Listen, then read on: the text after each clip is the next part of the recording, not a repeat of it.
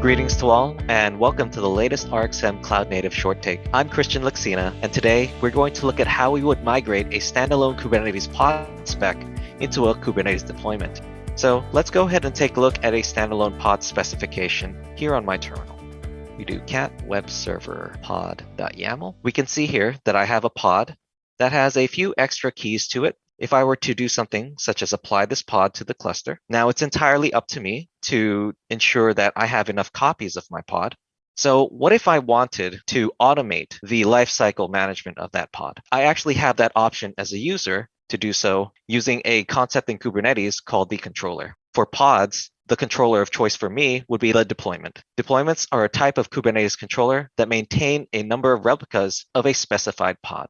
Let's go ahead and migrate that pod specification that we took a look at into a deployment specification. First off, what I'm going to do is use kubectl to create a deployment YAML for me.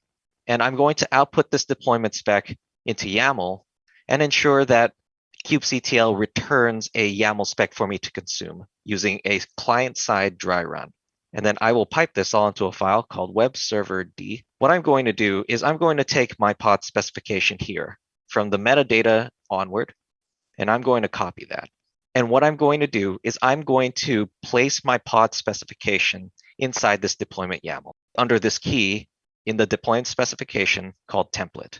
My next task will then be to make sure that the pod specification is properly indented under this. So I'll go take a few seconds here and space all these correctly.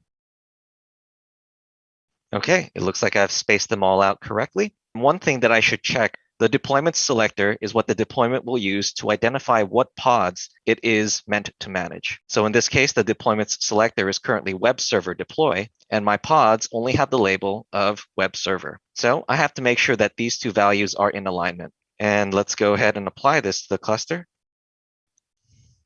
Let's go ahead and delete that pod. We'll do kubectl delete pod, and then we'll select the pod by its name here. Is my application broken?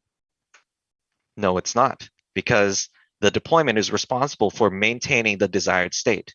And in this case, I want my deployment to maintain at least one copy of my pod.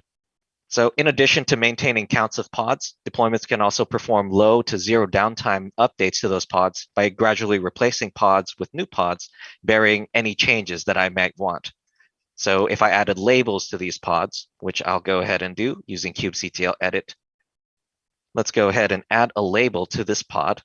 I'm just going to put in a label of test, and I'll save this spec. And what's going to happen is my deployment will automatically terminate the old version of the pod and then create a new version of the pod with my changes.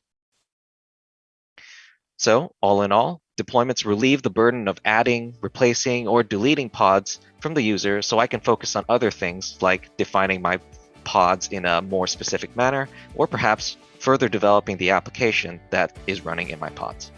You can learn about creating deployments and migrating specifications between resources from RxM. On rxm.com, you can build your own custom Kubernetes course that includes exercises like what I've shown here. If we go over to the RxM website at rxm.com and go under courses and go to the custom course builder, if we scroll down and take a look, we can go ahead and select Kubernetes from under the builder here, and we can select the relevant module and drag them over to a custom course.